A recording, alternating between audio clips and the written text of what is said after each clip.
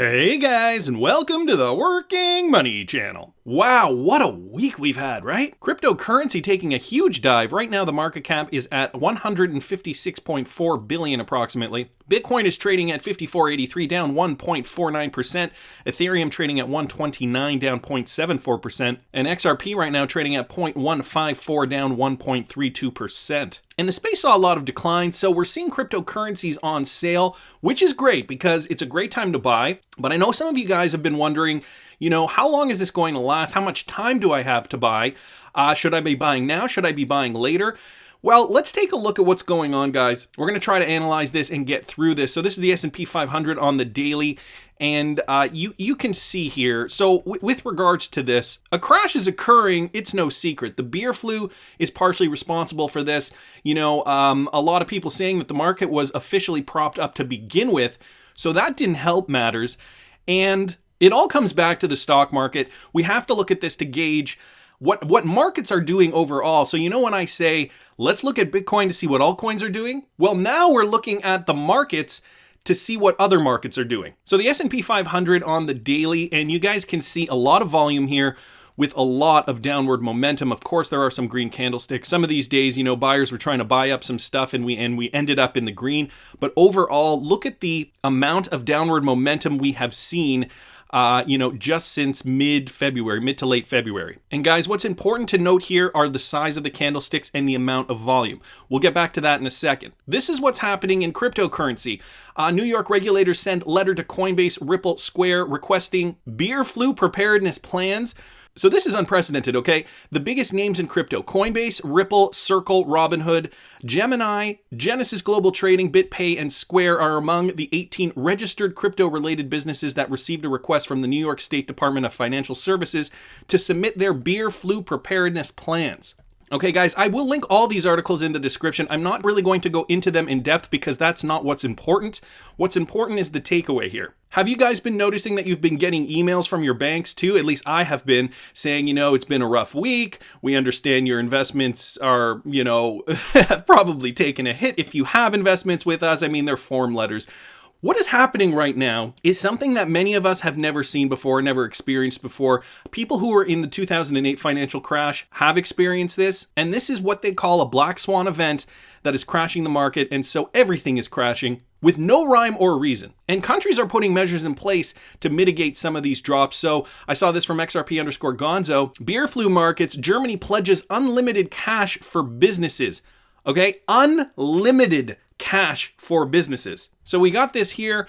Germany Minister Olaf Scholz has announced that the government will deploy billions worth of financial aid to support the economy, safeguard jobs, and help businesses withstand the beer flu crisis. Just one thing that is happening coming out of Germany. This here from the Financial Times at FT on Twitter. China's central bank launches 79 billion stimulus package for virus hit companies. Okay, just going to go through some of these. And of course, guys, I will link all of this in the description in the resources section for those of you guys who want to read these further.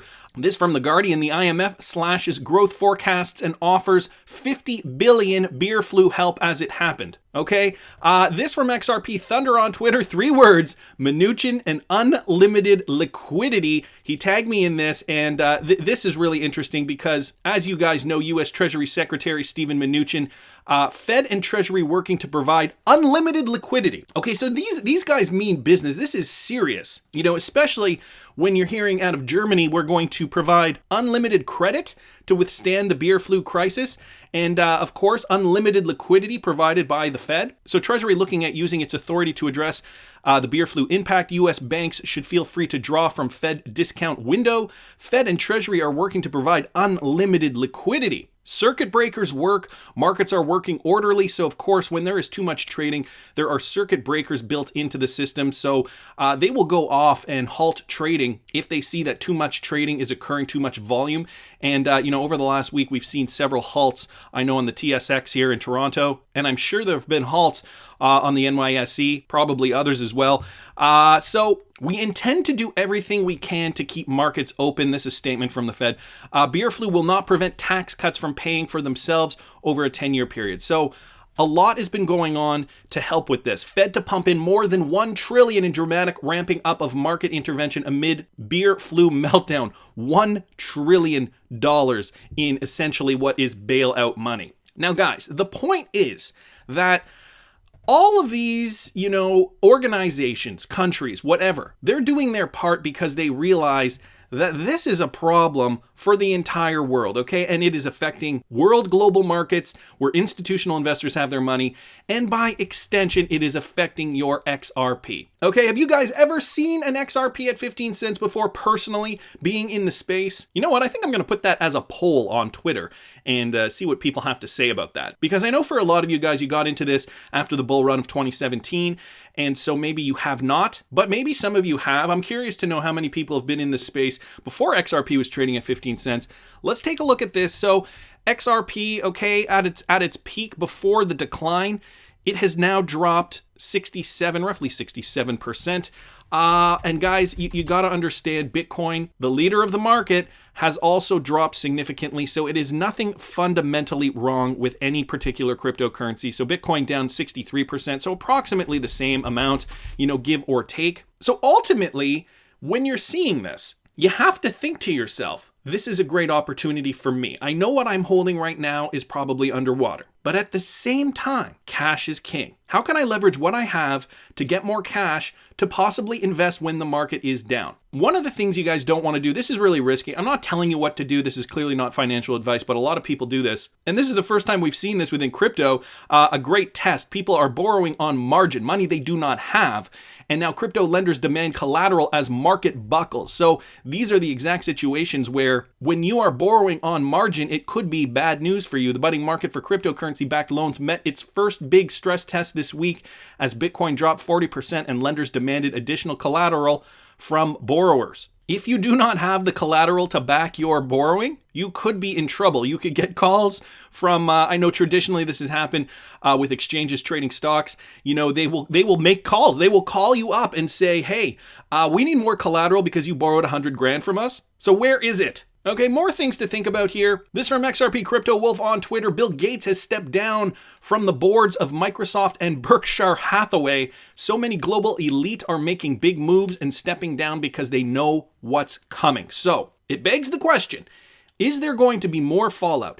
Are the markets going to crash even further? When you're seeing headlines like this and Bill Gates deciding to step down from these particular boards, it kind of makes your mind wonder, there could be more fallout. These guys do not want to be responsible. They do not want to be sitting at the top when it happens. And so it's a sign to look at that maybe the market hasn't fully crashed yet. So there's a few things we need to look at here, guys. And I'm just going to bring up the S&P again real quick. So we have to look at the headlines. We have to look at what governments are doing, okay? Governments are pumping in money in hopes to salvage some of the bull market's gains, okay? We're talking about the stock market right now, and governments are willing to do this. Now, how much of an effect could this have? Also, we're seeing Bill Gates stepping down from the Microsoft and Berkshire Hathaway boards, okay? And it's not just, like everything is being affected right now. There's the Microsoft stock, Berkshire, what is the Berkshire, what is it? BRK, right? Berkshire Hathaway A. Okay, everything is collapsing along with the market. And so to get back to it, we have a lot of volume, okay, a lot of plummeting right now. Let's go back to the last crash of 2008, okay? And when you look at 2008, you guys can see there was a lot of volume. As it started coming down, now this bearish trend started after this double top. Okay, then we started to see lower lows. Volume did increase, but we really didn't see a huge increase in volume until this final leg here. And guys, this took over a year to complete from its top back in October 2007 all the way to its bottom in March 2009 before it started moving up again. So how do you know we're at the bottom? Well, some good indicators include the slowing down of volume, okay? Volume is high right now. We're seeing most of the sell-off occur right now because of traders just being scared, panic selling, okay, getting out of the market. And the other thing we need to see is there is going to be a point where we start to see these candlesticks start getting smaller, volume starting to get lower, and that's when we will see an equilibrium between buyers and sellers. That's when we'll start to see the market settle down. Okay, right now, it's looking like everybody's jumping off a cliff. But as time goes on, these candlesticks will start getting smaller, volume will start to even out, and we'll start to see a bit of a plateau. Now, we might see a bit of an uptrend. Okay, that's buyer confidence again. What tends to happen is sellers will take profits. Okay, let me just draw it out for you. So, once we start to see bottoming out, that's kind of what's good. Then we'll see the uptrend. Buyers are confident, but then sellers want to take profits because they've lost all their money out there. So it'll go back down and it'll kind of start basing. And guys, that is fundamentally what the double bottom is. Okay, this will be low volume down here. You guys, this is a terrible drawing, but low volume. And then as soon as we start to see higher highs again and higher lows, that is ultimately what to look for as a good indicator when the market will rebound. Now, that's not to say that that kind of thing happens all the time. Of course, nobody has a crystal ball. I wish I had a crystal ball, though. Definitely something to look for in the market if you guys are worried, if you're panicked, and, look at everything. Don't just look at the XRP chart. If you are buying XRP, that's great, but you have to look at all the markets because right now XRP is following, can I delete that? Doesn't matter. XRP is following Bitcoin, and Bitcoin is following the rest of the markets. So don't just look at the XRP chart. Pay attention to all the charts. Pay attention to Bitcoin. Pay attention to the S&P 500, okay? The ticker for that is SPY, to get an idea of what investors are doing. When you see volume settle down, when you see those candlesticks start to get shorter, that is a good indication that we're finding some real support. Who knows, though, how this money inflow is going to affect that. So a few things to keep in mind here. There is no textbook way to know exactly what's going to happen. You just kind of have to pay attention to all the indicators and make your best decision. Right now, XRP trading at 15 cents, but you have no money. And what are you going to do? I've done videos on this. I think I'm going to post a video later this afternoon for those of you guys who want to watch it again. Might give you some ideas, if you're scrambling for cash and you want to figure out ways to get more money because you're highly leveraged, but XRP is at 15 cents. So it doesn't hurt to think outside the box. Have you already filled up on XRP? Are you topped up to the max? Do you want to buy more now that we're seeing a 15-cent XRP? I sincerely want to know what you guys are thinking, so please subscribe to the channel if you want to be eligible for the Ledger Nano X giveaway, guys. I'm giving one away on March 16th. Like the video if you like the content I'm providing. I always love hearing your comments. See you in the next one, guys.